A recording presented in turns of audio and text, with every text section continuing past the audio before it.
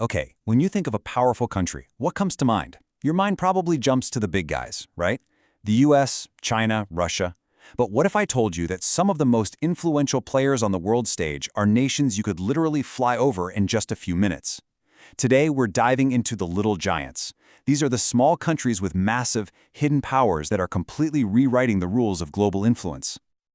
So, let's really dig into that question. What does it actually mean to be powerful in the 21st century? I mean, is it still about having the biggest army or the most land? Or has the game just completely changed? For centuries, the playbook was pretty straightforward. Power meant tanks, territory, and just sheer numbers of people. But that's the old way. A new breed of nation, these little giants, they're proving that today's most powerful weapons aren't really weapons at all. They're things like code, capital, and some really clever diplomacy. First up, let's talk about the digital vanguard.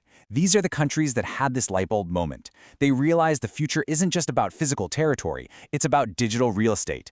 They're not just using the internet, they're building their entire national identity right on top of it.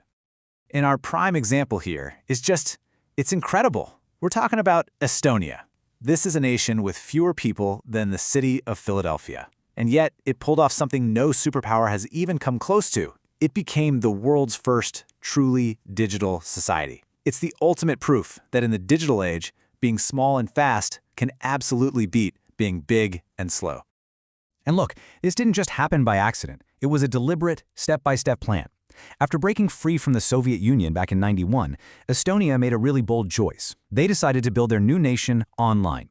First came digital IDs for everyone. Then, they pioneered online voting. By 2014, they even created e-residency, which lets anyone in the world start and run an EU-based business there, entirely online. It was a masterclass in building a 21st century country from scratch. And the result of all this? A mind-blowing 99% of all government services in Estonia are online. Just think about that for a second. No more long lines at the DMV, no more mountains of paper forms for your taxes. It's a level of efficiency that makes Estonia a living, breathing model for what a future government could look like. And listen, Estonia isn't some fluke. This is a real playbook being used by other small nations. I mean, look at Singapore. It turned its port into a fully automated sci-fi trade hub. By becoming the world's laboratories for new tech, these countries transform themselves into magnets, pulling in the brightest minds and the biggest investments from all over the globe. But what if your strength isn't code? What if it's cash? Well, that brings us to our second strategy, becoming a master of capital. These nations prove you don't need missiles when you control the flow of money. They wield their influence quietly, from the boardrooms and bank vaults that shape the entire global economy. Okay, now this chart right here is pretty stunning. It shows that on a per-person basis, the average citizen in a small financial hub like Switzerland is significantly wealthier than their counterparts in the US or China. It's just a stark reminder that a nation's raw power doesn't always translate to the prosperity of its people.